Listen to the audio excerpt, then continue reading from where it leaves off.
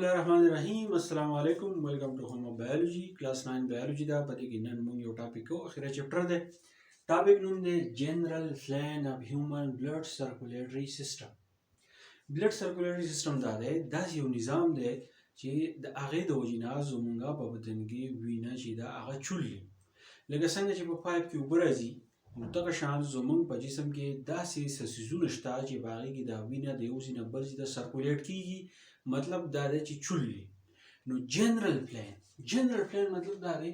دا کوم څیز الله پاک موږ په بدن کې جوړ کړی د دې بلډ د سرکولیشن دپاره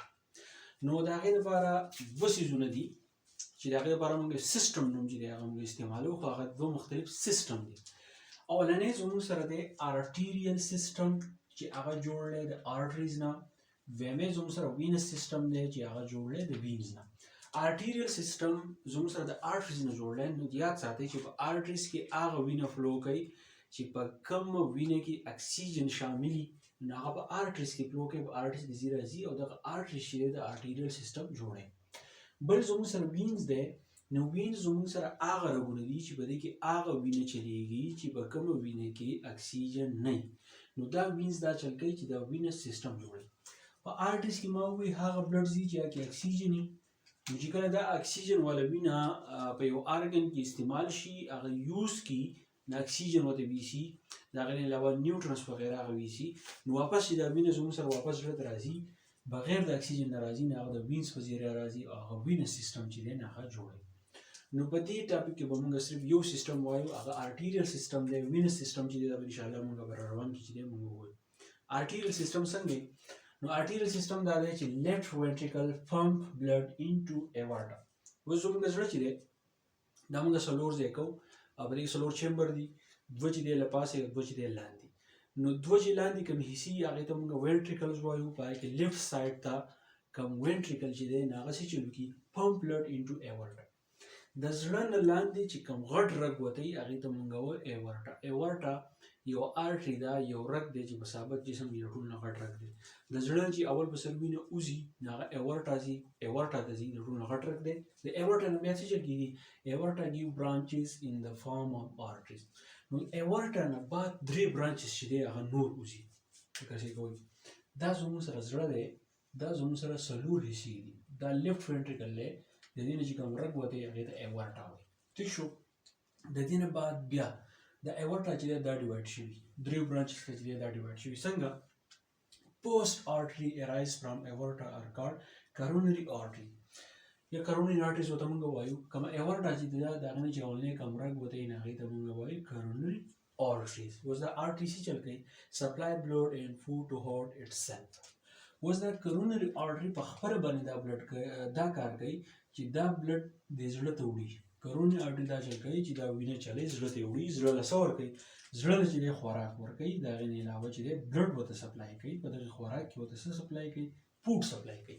نیوټرنس مطلب د زړه له ورکوي او زړه چې دی صحتمند ساتي د هغې نه علاوه gives up 3 branching before descending down نو اوس چې کله دا اورټا لاندې راځي نو څه کوي gives up 3 branches د لاندې راتلو نه مخکې ما تاسو ته ووایي چې دا درې ځای ډیوایډ کېږي چې په لاندې بدن کې چې دی راځي نو هغه درې برانچز څه چل کوي سپلای بلډ ټو هیډ زموږ چې کوم سر دماغ دی هلته کې چې دی وینه وړي آرم زموږ چې کوم لاسونه دي دې ته وینه وړي او د هغې نه علاوه شولډر زموږ چې کومې اوږې دي کله چې اورټا لاندې ډیوایډ کېږي نو دا درې برانچز د دې نه وځي دا زموږ اوږو ته وینه وړي زموږ سر ته وینه وړي او زموږ چې کوم لاسونه دي نو دې ته وینه وړي د دې نه بعد څه چل کېږي aorta descend down with vertebral column called dorsal aorta په دې کې بیا دا چل وشي چې کله زموږ دماغ یا زموږ سر زموږ لاسونه زموږ اوږې دې ته چې کله وینه ورسي نو دا بیا ډیوایډ شي لاندې زموږ چې کوم vertebral column دی کوم spinal cord شاته